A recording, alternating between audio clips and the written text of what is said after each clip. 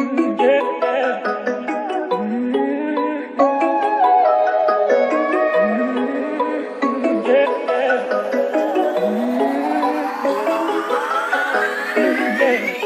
good morning. Out on a run. Already did a 2-mile run this morning with the wife. I'm in the middle of, not really the middle, in the beginning of a 5-mile run, including a 3-mile fartlek. Just continuing to tighten up that fitness, tune it in, tune it up. Heading to the St. Louis Go half marathon on April 3rd. The body's starting to feel nice again after the Austin Marathon, after taking a step back in training. So I don't know, maybe good times in the cards. We'll have to see. Let's finish this 5-miler.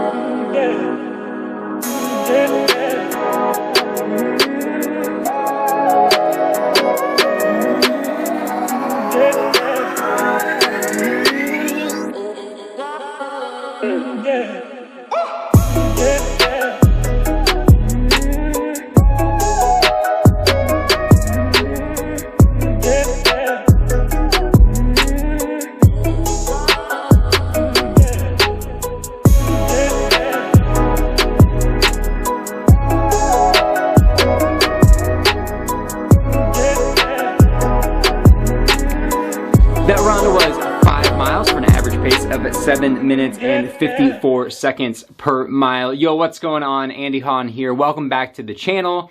It's, my personal channel. If you've been around, you kind of know the gig. Right now, it focuses mostly on running.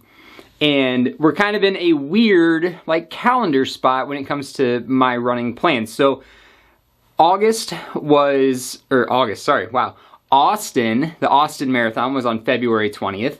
I had kind of a difficult recovery from that. It was a really challenging marathon for me. I was not expecting the total elevation gain, which was well over 1,000 feet. It was close to 1,300 feet. So it beat me up pretty good. And then I knew that the Go St. Louis Half Marathon was April 3rd, and I've been signed up for that for quite a while. But the original plan was to run it with some family who are quick, right?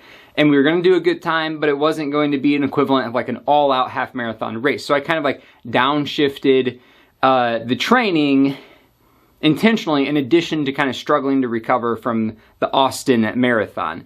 Well, long story short, I'm going to be back to running the half marathon on my own. So I wanted to kind of ramp up the training and see if I couldn't tune back in the fitness a little bit to give it a really solid effort, at least really solid for me.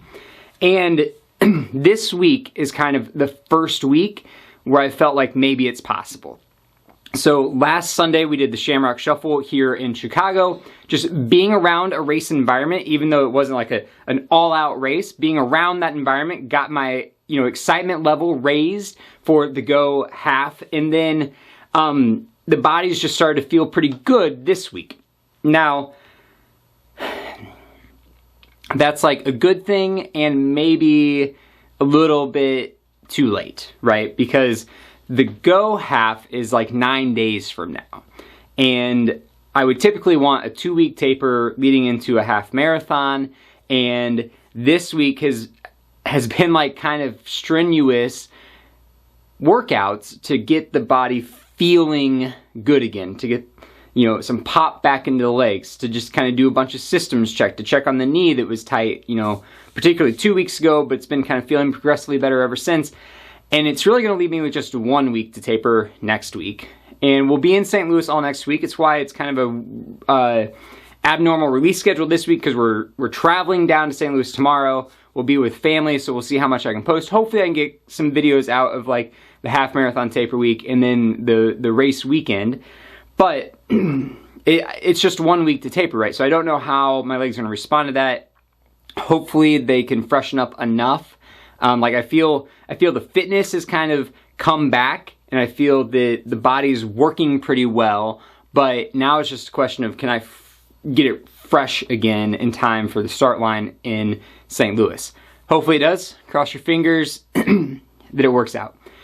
The last thing that I just want to talk about real quick was the fartlek run, right? So if you look at like marathon training plans and all that sort of stuff, a fartlek is typically, or talk to coaches or talk to a bunch of, like high-level runners, at least in my experience, they've typically described the fartlek run as like something that's really similar to like an interval run. And so it'll be like 2 minutes on, 1 minute off, 90 seconds on, 30 seconds off, something like that. And, fartlek translates as quote-unquote speed play, is a rough translation. And so the speed play comes in is, in the up segments, you kind of vary how fast you're going.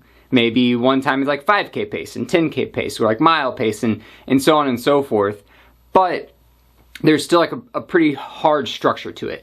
I like to be spontaneous in my fartlek runs. And it's because I like to enjoy the workouts. And for me, having two workouts that are so close, right? Like a fartlek and an interval workout isn't great. So the way I do fartleks is like, that tree up there, let's run to that. Okay, now let's run to the fence that I can see like way up in the distance. Okay, I see a big turn in the road, let's run hard to that, and then we'll recover and just kind of let the chips fall where they may. For me, that's a lot of fun.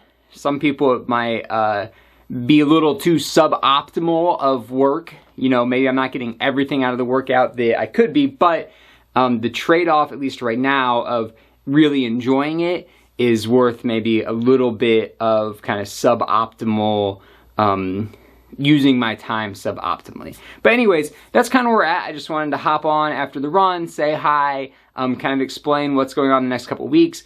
We will be racing, hopefully racing well.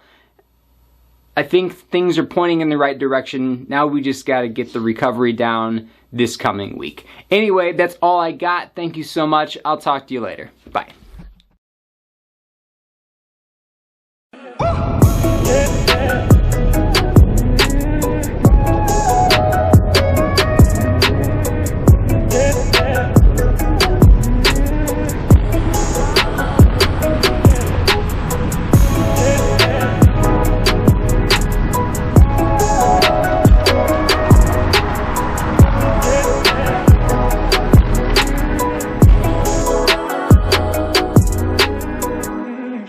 Yeah.